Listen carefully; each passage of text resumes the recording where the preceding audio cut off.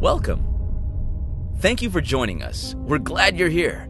You may have some memories or thoughts of what church is really all about. Is it a place to get married? A place you go when someone dies? A big potluck? Sometimes with that mystery dish. Bible stories on a flannel board? A place to sing hymns? It can be some of those things, but it's really learning to love God and to love others, seeing our relationships with family and friends grow stronger, serving our community, and a place to find hope in a world facing trouble. Also that we can share the incredible good news of Jesus with others who need this good news just like we do. We believe Jesus died on the cross and rose again to save us all, bringing us new life, healing, and peace. If it's been a while since you've been to church, or it's your very first time, or you're here every Sunday, no matter where you come from or where you've been, we welcome you to our church.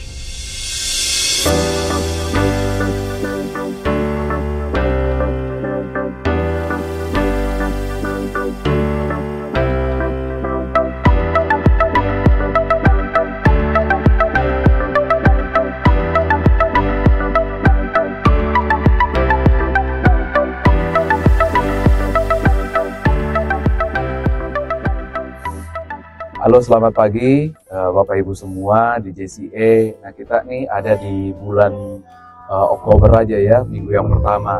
Dan ngomong-ngomong, hari ini akan ada perjamuan kudus. Jadi biasa kalau minggu pertama kan kita mau celebrate bareng-bareng. Nah, mengenai soal seri khotbah kita, ini udah masuk minggu yang keempat, di mana seri The Good Life, dan masuk ke bagian kalau saya minggu lalu ngomongin soal Inside Out, Kingdom Inside Out. Nah, kali ini Pastor Golda akan menyampaikan mengenai tentang The Hidden Kingdom atau kerajaan yang tersembunyi. Nah, apa yang tersembunyi di sana dan apa yang akan di-reveal atau dibuka, dikemukakan, yang akan diberikan buat kita orang-orang percaya, dan siapkan hati dan pikiran kita supaya kita menerima kebenaran yang baru. Dan biarkan hikmat itu terus ada di dalam diri kita, sehingga kita bisa memperkatakan iman, kita memperkatakan firman kepada orang lain, dan orang lain akan mendapatkan benefit dari kehidupan kita yang indah ini. Saya berdoa buat Bapak Ibu semua di minggu ini.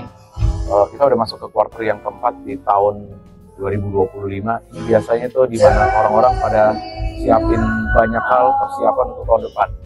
Jadi ini mungkin bagian yang paling penting untuk kita mempersiapkan hidup kita, untuk kita mengenal the good life yang sebenarnya itu seperti apa.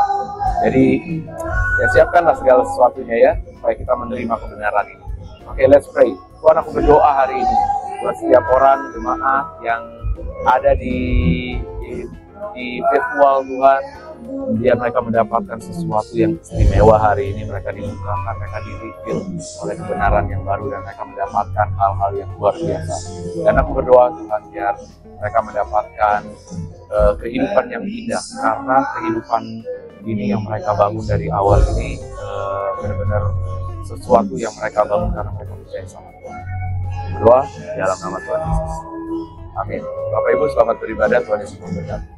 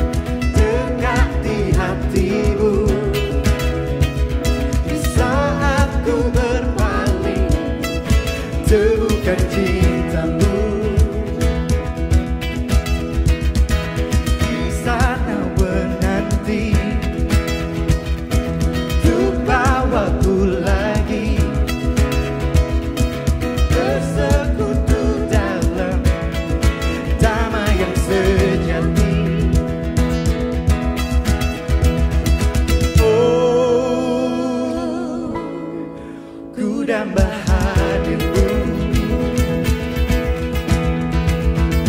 Oh, inilah hidupku, hidupku hanyalah untukmu. Segenap hatiku kagum akan kebaikanmu, dan nafasku menceritakan kasihmu. Ajar ku berdiam dekat di hatimu. Hidupku hanyalah untukmu. Segenap hatiku kagum akan kebaikanmu, dan nafasku menceritakan kasihmu. Ajarku berdiam dekat di hatimu. Hidupku hanyalah untukmu. Segenap hatiku kagum akan kebaikanmu, dan nafasku menceritakan kasihmu. Ajarku berdiam dekat di hatimu. Ajarku berdiam dekat di hatimu. Ajarku berdiam dekat di hatimu.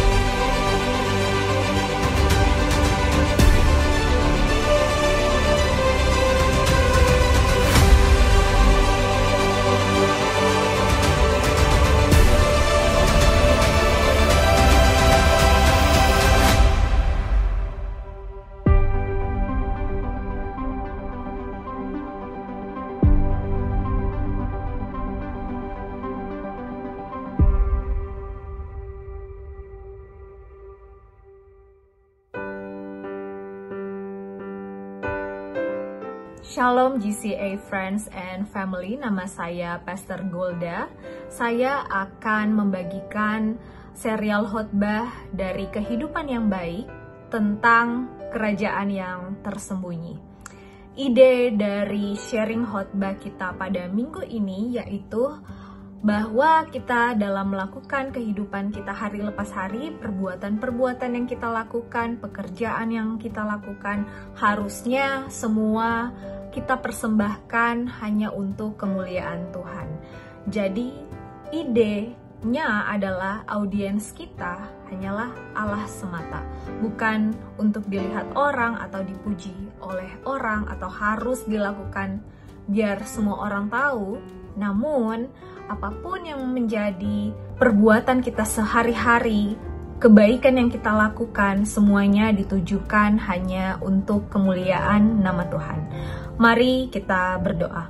Bapa, kami berdoa pada saat ini Engkau yang berbicara kepada kami, dimanapun kami berada Tuhan.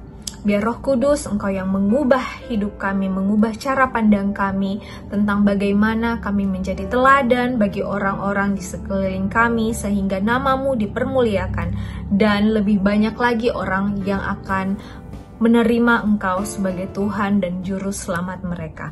Dalam nama Tuhan Yesus kami berdoa. Amin. Haleluya. Tuhan Yesus memanggil kita untuk melakukan perbuatan yang baik. Dan setiap perbuatan kita diharapkan semuanya hanya untuk memuliakan Allah saja. Namun terkadang kehidupan kita mungkin seperti orang Farisi yang akan kita baca di dalam Matius 6 ayat 1 sampai 18. Bagaimana perbuatan baik itu ditujukan bukan untuk memuliakan Tuhan, tetapi bagaimana orang-orang dapat melihat perbuatan kita dan mungkin akan menyanjung kita atas setiap perbuatan yang kita lakukan. Di dalam serial khotbah kita tentang kehidupan yang baik, ini adalah suatu invitation atau undangan kerajaan Allah untuk saya, saudara, dan setiap orang di dunia ini. Tuhan Yesus memberikan hidupnya untuk saudara dan saya, dan setiap orang yang percaya kepadanya. Baik, di dalam serial khotbah kita ini ada suatu tujuan, yaitu bagaimana kita mau ditransformasi secara radikal dari dalam lubuk hati kita, bukan karena tujuan apapun, tapi benar-benar kita diubahkan oleh Roh Kudus untuk melakukan setiap perbuatan baik untuk memuliakan nama Tuhan. Kalau Pastor Yosef minggu lalu sudah membagikan sharing bahwa ternyata budaya dan kebenaran firman Tuhan itu kadang bertolak belakang. Tidak semua hal-hal yang mungkin kita lihat di dalam kehidupan kita hari lepas hari, budaya yang dominan terjadi itu adalah suatu kebenaran. Dan seringkali budaya bentrok dengan kebenaran firman Tuhan. Nah, karena hal tersebut, maka kita membutuhkan Roh Kudus untuk membantu kita hidup di dalam kebenarannya Tuhan. Poin yang pertama yang saya ingin bagikan dari firman Tuhan yang kita baca di dalam Matius 6 ayat 1-18 ini, yaitu tentang memberi kepada orang miskin. Kalau kita melihat di dalam Matius 6 versi terjemahan baru, ini berbicara tentang hal memberi. Saudara dapat membaca dari ayat 1 dan ayat 4 sampai ayat 4. Ingatlah, jangan kamu melakukan kewajiban agamamu di hadapan orang supaya dilihat mereka. Karena jika demikian, kamu tidak beroleh upah dari Bapamu yang di sorga. Jadi apabila engkau memberi sedekah, janganlah engkau mencanangkan hal itu, seperti yang dilakukan orang munafik di rumah-rumah ibadat dan di lorong-lorong, supaya mereka dipuji orang.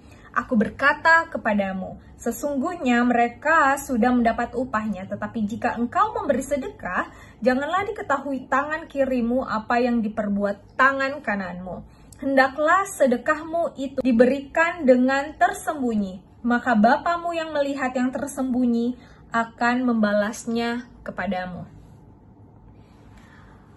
Jika kita membaca firman Tuhan khususnya di dalam Perjanjian Baru, kita melihat bahwa Tuhan Yesus menggambarkan orang Farisi sebagai orang-orang munafik. Dan di dalam teater atau seni pertunjukan Yunani klasik, ada nama yang sama, orang-orang munafik ini disamakan atau dipakai dalam dunia teater atau pertunjukan sebagai aktor, dan artinya sama, aktor. Kalau aktor berarti mereka memerankan suatu karakter, bukan menjadi karakter mereka. Nah, di dalam budaya orang Yahudi, jika Yesus menggunakan kata sebagai orang-orang munafik, orang pada saat itu sudah mengetahui bahwa maknanya sebenarnya berbicara tentang perbuatan yang sebenarnya bukanlah bagian dari kehidupan mereka, atau seperti perbuatan yang hanya dipertunjukkan. Sama halnya dengan hubungan pribadi kita dengan Allah. Setiap hari yang kita bangun, sehingga setiap perbuatan yang kita lakukan itu memancarkan kebenaran-kebenaran firman Tuhan. Nilai-nilai Kristus di dalam kehidupan kita. Kita mengasihi orang lain, kita mentraining diri kita untuk baca Alkitab, berdoa, memberkati orang lain, itu karena Roh Kudus yang telah mengubahkan kita. Firman Tuhan yang telah mentransformasi hidup kita. Jika kita training hidup kita seperti orang yang sedang berlatih untuk melakukan maraton, kita akan memperoleh kemenangan itu sendiri di dalam Yesus. Nah, perumpamaan yang pertama di dalam Matius pasal 6 ini tentang hal memberi sedekah, mengajak kepada saudara dan saya untuk juga memberkati orang-orang di sekeliling kita. Dan hal tersebut tidak usah diketahui orang lain atau kita mempunyai motif lain dalam memberi, tetapi baiklah pemberian kita itu benar-benar lahir dari dalam hati kita. Kita benar-benar menghidupi firman Tuhan, bukan karena ada motif lain, tetapi benar-benar firman Tuhanlah yang mentransformasi kita. Perihal yang kedua, poin yang kedua tentang hal berdoa, kita bisa lihat di dalam Matius pasal 6 ayat 5 sampai 15, bahwa saat kita berdoa, hendaklah kita masuk ke dalam kamar, tutuplah pintu dan berdoalah kepada Bapamu yang ada di tempat tersembunyi. Maka Bapamu yang melihat yang tersembunyi akan membalasnya kepadamu. Tidak usah bertele-tele atau seperti orang yang tidak mengenal Tuhan. Jadi ternyata berdoa itu bukan hal panjang, harus seperti puitis, atau berdoa yang harus diketahui semua orang, berdoa di jalanan. Tetapi malah Tuhan katakan di firman Tuhan ini, Yesus pada saat itu mengatakan bahwa kalau mau berdoa di dalam kamar tertutup. Sebenarnya ini berbicara tentang hubungan kita dengan Tuhan. Baiklah kita membangun hubungan kita dengan Tuhan di tempat yang tertutup. Apakah saudara punya pengalaman di dalam berteman atau bekerja? Ada orang-orang yang pada saat mereka datang, mereka excited gitu ya.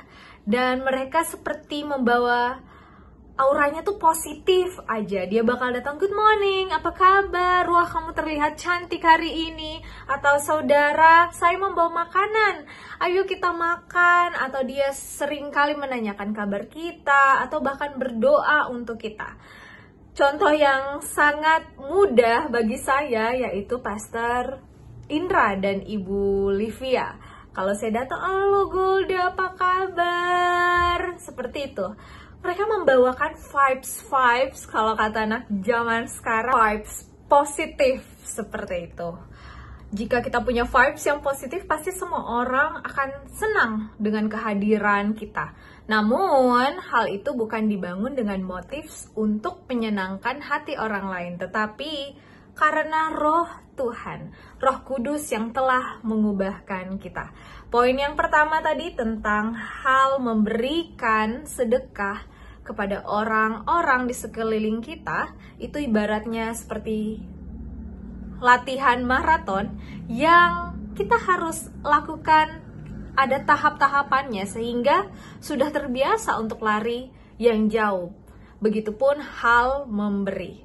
Yang kedua tentang hal berdoa. Berdoa adalah membangun hubungan dengan Tuhan yang ternyata itu bukan suatu hal transaksional, tetapi bagaimana kita boleh jujur sama Tuhan, bukan tentang kata-katanya, tetapi membangun hubungan dengan Tuhan sehingga roh Tuhan terpancar dari kehidupan kita hari lepas hari.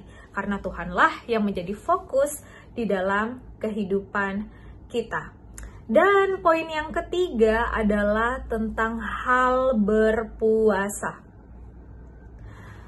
Di dalam firman Tuhan pasal 6 ini ayat 16 sampai 18, dan apabila kamu berpuasa janganlah muram mukamu seperti orang munafik. Mereka mengubah air mukanya supaya orang melihat bahwa mereka sedang berpuasa. Aku berkata kepadamu, sesungguhnya mereka sudah mendapat upahnya. Tetapi apabila engkau berpuasa, minyakilah kepalamu dan cucilah mukamu, supaya jangan dilihat oleh orang bahwa engkau sedang berpuasa, melainkan hanya oleh Bapamu yang ada di tempat tersembunyi. Maka Bapamu yang melihat yang tersembunyi akan membalasnya kepadamu. Amin.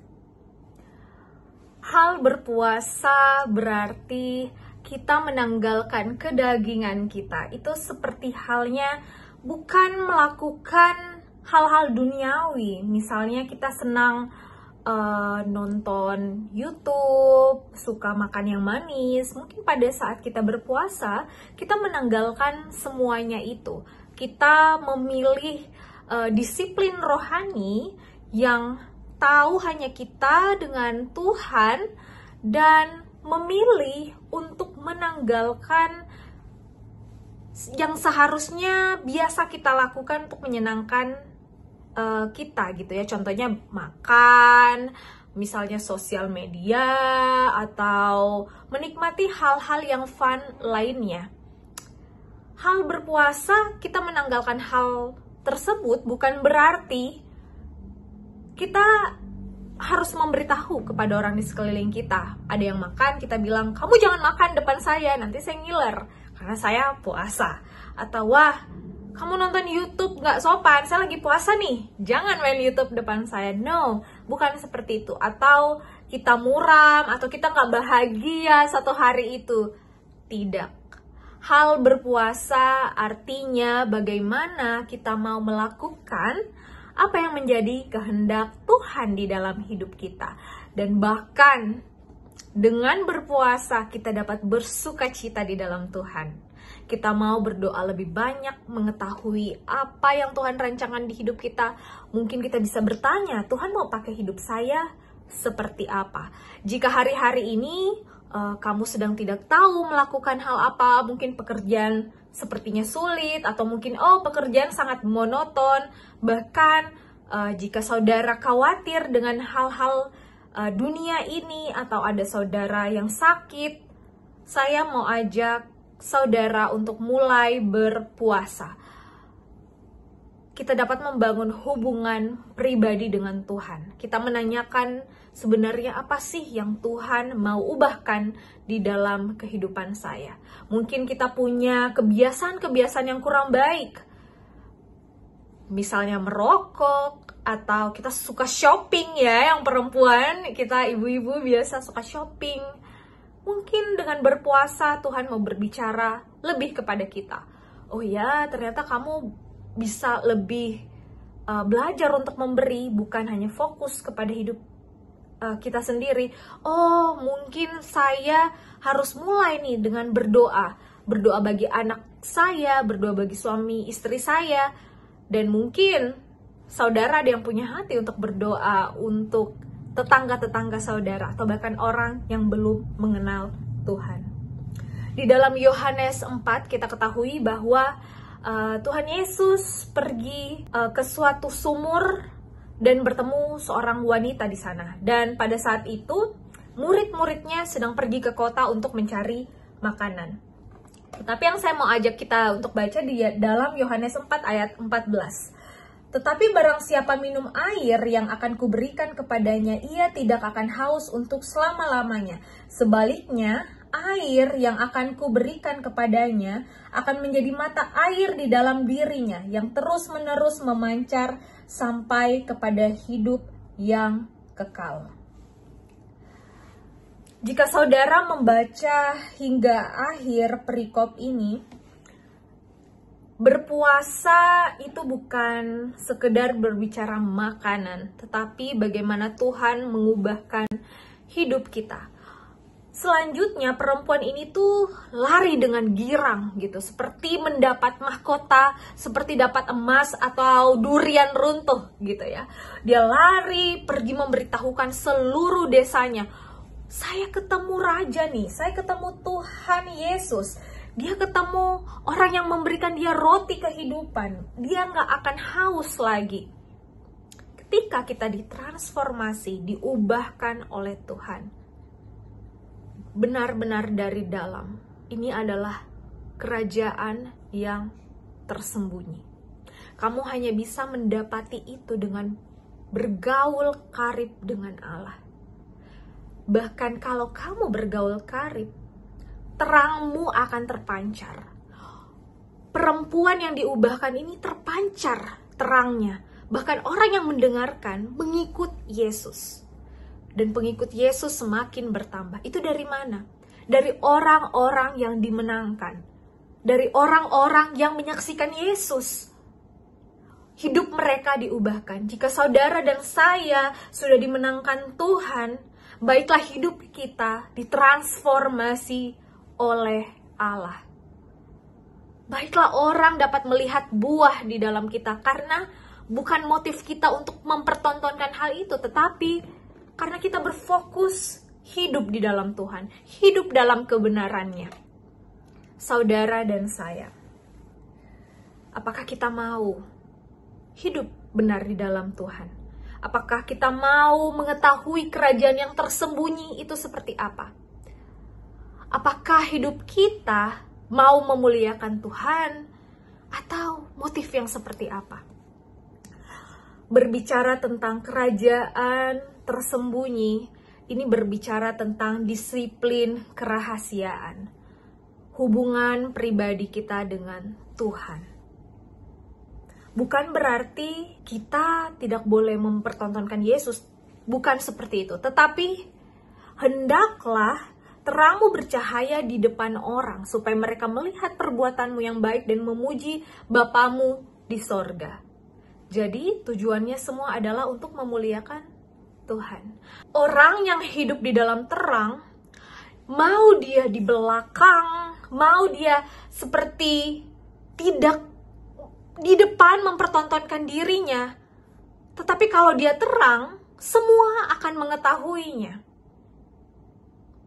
Gelap di dalam terang, tetap orang tahu bahwa dialah yang membawa terang.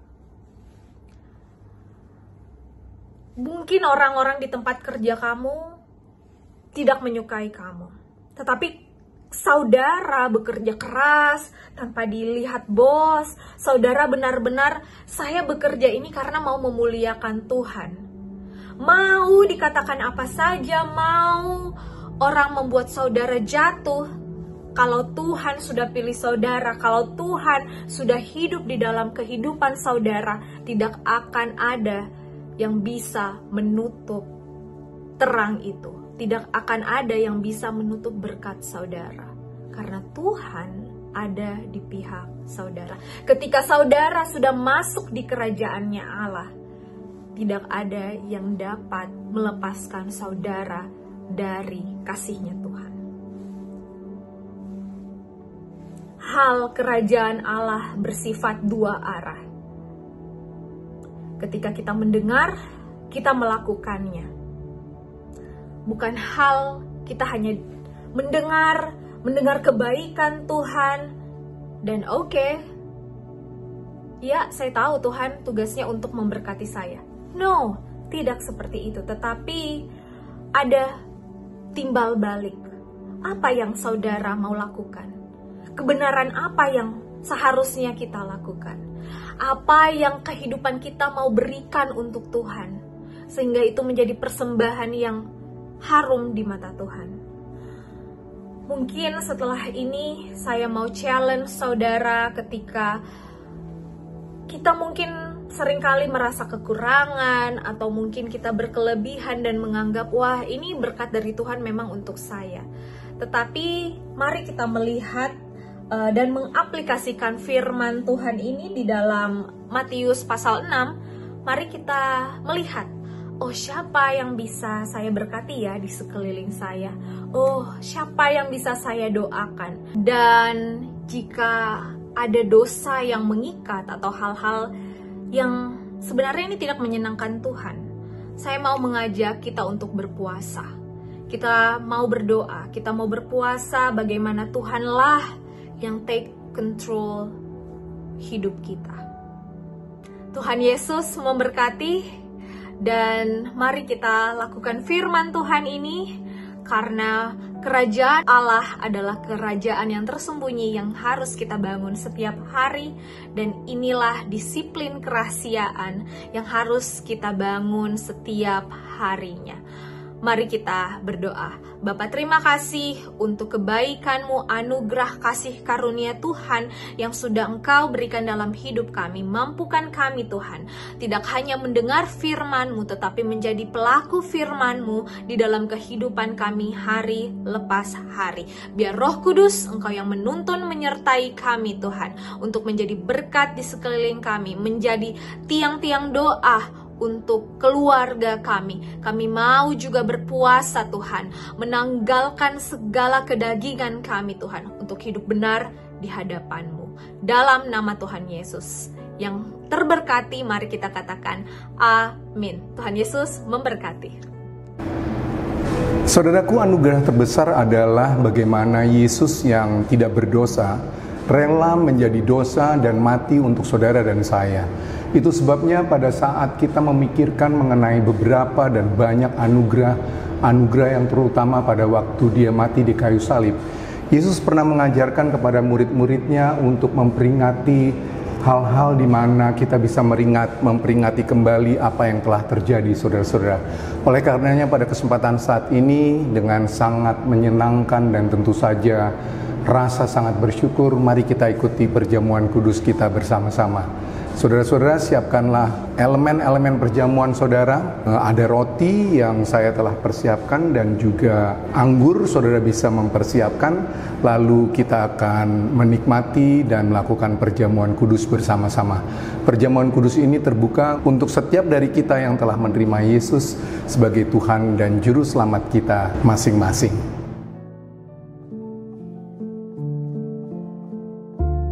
It matters why we do this. On the night he was betrayed, Jesus broke bread. He gave it to his disciples. Take and eat. This is my body. He took a cup. Drink from it, all of you. This is my blood of the covenant. It is poured out for many, for the forgiveness of sins.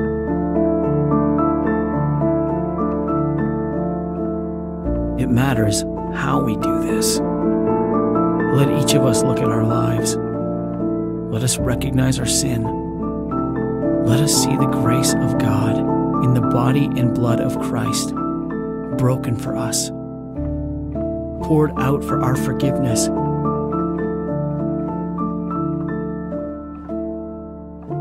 It matters that we do this. Let us eat the bread. Drink from the cup. Remember the Lord's death in our place on the cross, looking for His return. Amen.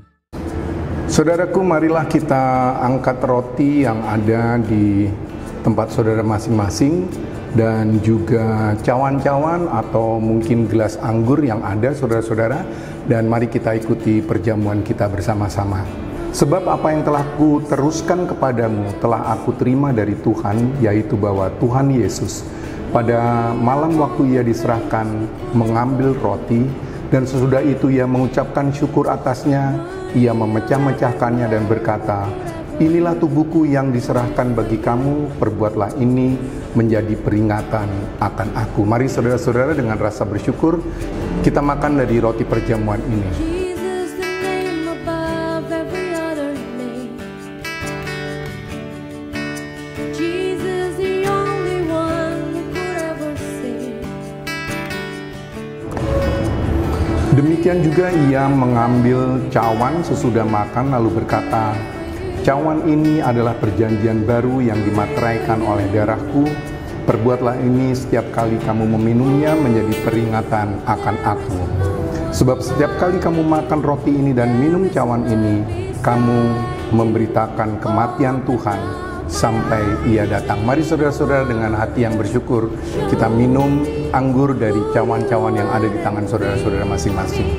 With your heart and lead me in your love to those around. Terima kasih Tuhan untuk kebaikan-Mu. Terima kasih untuk perjamuan yang telah boleh memberkati kami hari ini. Kami percaya dengan melakukan perjamuan ini, Engkau memberkati kehidupan kami semua yang ada dan mengikuti kebaktian JCA pada kesempatan saat ini. Haleluya. Amin. Worthy of every praise we could ever be. We live for you. We live for you. Holy, there is no one like you. There is none beside you. Open up my eyes in wonder and show me who you are and fill me with your heart and lead me in your love to those around me. Holy, there is no one like you. There is none beside you. Open up my eyes in wonder and show me who you are and fill me with your heart and lead me in your love to those around me. Oke, nah kali ini saya lagi baca buku ini namanya Practicing the Way, Be with You, Become Like Him Who As He Did. Jadi kita menjadi seperti Yesus, hidup serupa dengan gambarannya dan melakukan apa yang dia lakukan. Nah, ini benar-benar satu hal buku yang kita lagi secara leadership di global ini lagi baca untuk renungin dan hidupin. Dan ini relate banget dengan seri The Good Life yang kita lagi jalanin. Dan ini masuk minggu keempat, saya percaya bahwa Anda semua diberkati lewat Pastor Golda sampaikan kan. Dan kali ini biarlah kita mau memberi, dan pemberian kita ini nggak cuma karena atau kita beri dari leftover atau sisanya, tapi karena udah dipersiapkan supaya yang terbaik untuk kerajaan Allah. Dan terutama JCA kita baru aja meeting minggu lalu itu mengenai tentang gambaran besar roadmap apa yang mau kita lakukan, termasuk juga celebrate 10 tahun. Jadi ada banyak hal yang kita mau kerjain, and we need you, we need to support, termasuk juga financially. Jadi let's pray supaya kita semua diberkati dan kita juga memberi yang terbaik buat kerajaan Allah. Tuhan, aku berdoa hari ini biarlah Tuhan setiap umat-Mu mereka mendapatkan hal yang baru, di-reveal, dibukakan hal-hal yang baru, mereka belajar hal yang baru dan mereka akan menghidupi hal yang baru menjadi gaya hidupnya. Aku berdoa buat hari ini untuk setiap persembahan dan dukungan, keluhan apapun yang mereka berikan. Ini karena mereka memberikan untuk kerajaan Allah, ini mereka memberikan untuk perluasan kerajaan-Mu melalui JCA Tuhan. Dengan banyaknya apa yang akan kita kerjakan, Tuhan pimpin kami semua, Tuhan berkati kami semua, dan lipat gandakan dengan apa yang sudah kami berikan di dalam nama Tuhan Yesus. Amin. Tuhan Yesus memberkati. God bless.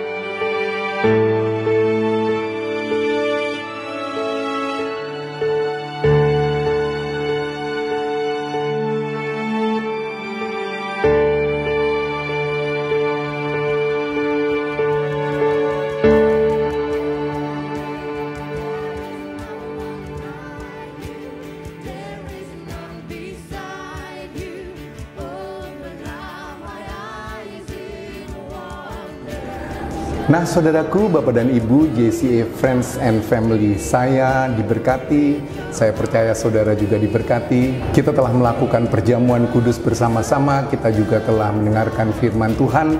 Sekarang pada waktu saudara akan kembali melakukan sesuatu yang baik, saudara-saudara, bersama dengan seluruh keluarga dan handai tolan.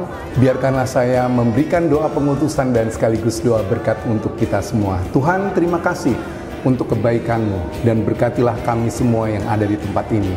Saudaraku, kamu telah menerima Kristus Yesus Tuhan kita, karena itu hendaklah hidupmu tetap di dalam Dia. Hendaklah kamu berakar di dalam Dia dan dibangun di atas Dia. Hendaklah kamu bertambah teguh dalam iman yang telah diajarkan kepadamu, dan hendaklah hatimu melimpah dengan syukur. Hati-hatilah supaya jangan ada yang menawan kamu dengan filsafatnya yang kosong dan palsu menurut ajaran turun-temurun dan roh-roh dunia, tetapi tidak menurut Kristus. Sebab di dalam Dia berdiamlah secara jasmania seluruh kepenuhan Allah, dan kamu telah dipenuhi di dalam Dia. Dialah kepala semua pemerintah dan penguasa. Saudaraku, kiranya kasih karunia Allah Bapa di sorga dan cinta Yesus Kristus dengan kuasa Roh Kudus menyertai saudara dan saya dari hari ini sampai selama-lamanya. Amin. Tuhan Yesus memberkati.